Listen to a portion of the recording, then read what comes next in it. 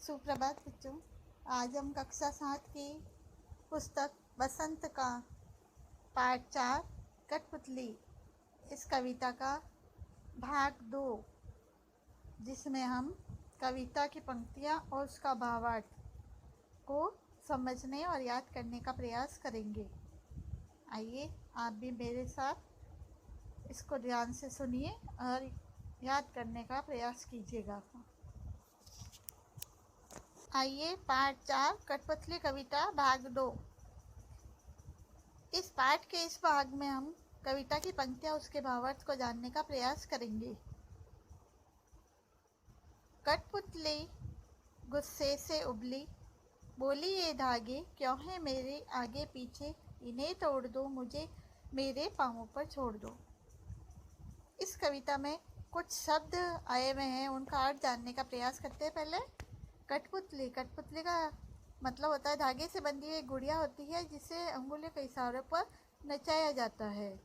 गुस्से से उबली, इसका अर्थ होता है क्रोधित हो गई, कठपुतलियाँ क्रोधित हो गई।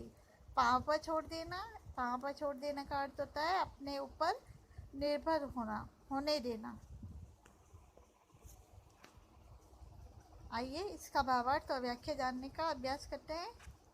अभी जो हमने पंक्तियाँ पढ़ी, उन पंक्तियों के द्वारा कवि ने एक कठपुतली के मन के बारे में बताया है कि दूसरे की अंगुलियों के इशारे पर नाचने से कठपुतलियाँ परेशान हो गई है और वो अब सारे धागों और सारे बंधन को तोड़कर आज़ाद होना चाहती है, स्वतंत्र रहना चाहती है।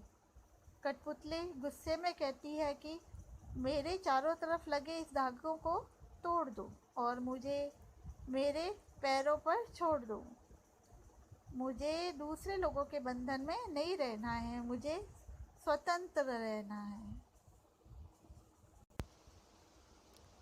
कविता की अगली पंक्तियां हैं।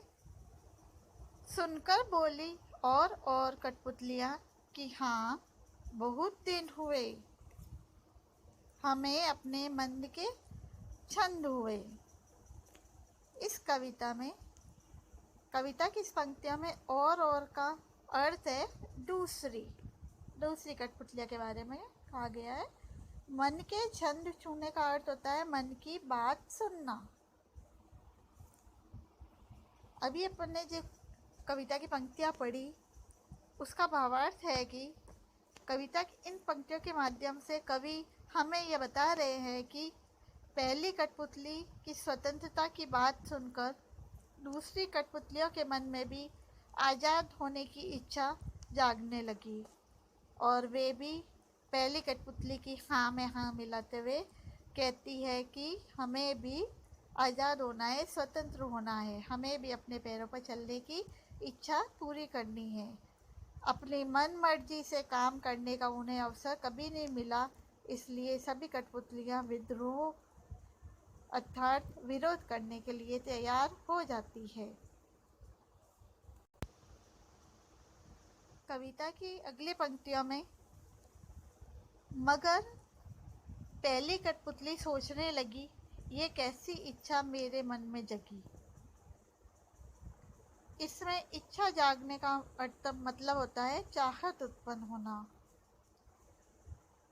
कविता की इन पंक्तियों का भावार्थ यह है कि पहली कठपुतली की बात सुनकर जब सभी कठपुतलियां आज़ादी के लिए विद्रोह करने को तैयार हो जाती है, तो पहली कठपुतली सोचने लगती है कि पहली कठपुतली ने केवल अपनी आज़ादी के विषय में सोचा था।